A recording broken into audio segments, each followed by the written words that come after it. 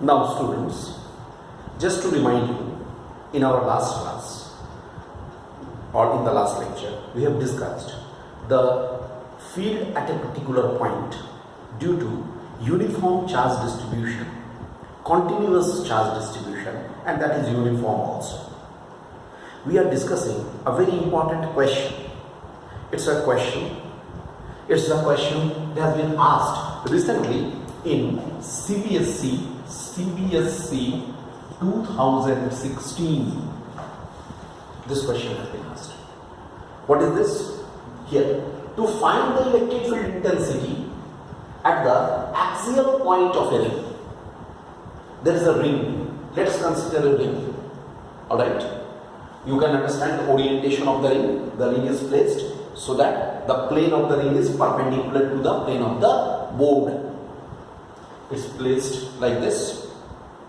And here is the radius of the ring is A. It's a uniformly charged. Let us suppose the ring is charged by Q, capital Q amount of electricity. Listen to it carefully. It's charged by Q amount of electricity and uniformly it is charged. And the axial point is P. Axial point means the P is a point on the axis of this ring, where we have to determine the electric field intensity due to this entire ring. Then, if the total charge on the ring, what is Q? Q is the total charge on the ring, Total charge on the ring is Q. Then, we have linear density of charge,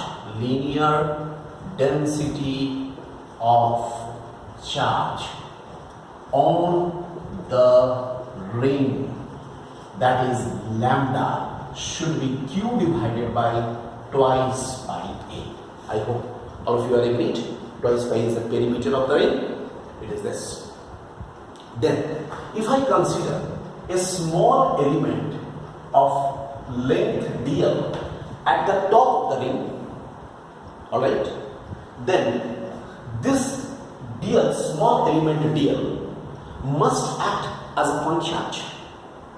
So, what is the charge of the element dl? Charge of the element dl. Element, here I write, of length dl should be dq, should be lambda into dl. Very clear? If you remember our last discussion. Okay. Then, how to find out the field? Now see, obviously the field, electric field will be acting along the line joining like this. You see, it will be acting like this. I write here dE1 vector. Look at this, dE1 vector. It's like this. Now, say this distance is, suppose I consider this distance as R from element to the concerned point. Similarly, if I consider exactly similar element of length dl, just diametrically opposite side, here dl, and if we join this also, it will be acting like this, dE2 vector. Look at this. One is dE1 vector, this is dE2 vector. Just you can note it down. I remind you again, the orientation of the ring is perpendicular to the plane of the board. Means the plane of the ring is perpendicular to the plane of the board. I think you can now understand what's happening. dE1 vector, dE2 vector. But mind this, here dE1 vector mod should be equal to dE2 vector mod should be equal to d. Their magnitude will be the same. And what will be the magnitude? What will be the magnitude? dE should be k dq by r square. I hope all of you are agreed.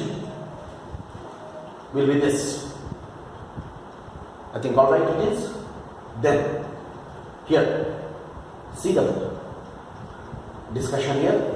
In this, if I consider this angle as theta, then definitely geometrically this angle will also be equal to theta. Then vertically opposite angle, this angle is theta and this angle is also theta. Look at this. Here, I hope you have noted it down, this thing. My dear student, I just remove this one from here. I just remove this line, only this line. Here, see, d1 vector and d2 vector both may be resolved into their components. d1 vector, this is, it has a component de cos theta along this, de sin theta like this. Similarly, this is, I say, d2 vector has been resolved into two components, d cos theta, d sin theta. d1 vector will also be resolved into the two components. One is d cos theta, another is d sin theta. Just look at this carefully. No problem. From this, it is very easily we can see the component d sin theta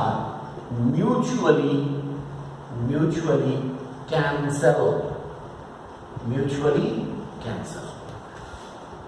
So what is there? Only d cos theta is only remaining here. Now see, students, if I consider this type of the diametrically opposite elements of length dl along the whole periphery of the ring everywhere, then what we shall get? There will be so many d cos theta along the axis, but all d sin theta components will mutually cancel each other. Then what will happen? What will be the total field? What will be the net field at P? I will write net field at P should be here, that is E must be dE cos theta. Why? Because you know in physics always the summation is replaced by the integration. Here, how many d cos theta is there? We don't know. So what we do? We sum them up. Now what we have? Integration. Here dE, you can find out the value of d, k dq by r square into cos theta. Or we can write integration of k as usual, dq may be written as dq is lambda into dl divided by r square into cos theta. Look at the steps. E must be equal to, k should be outside, lambda should be outside, both are the constant quantities, right? And let us see here, integration sign, there must be k and lambda has come out, dl by r square into cos theta. From the figure, cos theta should be x by r. Then how much we are getting? We are getting, see, x, r, everything is constant. That means k lambda x by r cube integration of dl. Look, integration of dl. And what will be the limit of integration? It should be definitely 0 to twice pi a. I hope you all are agreed to this.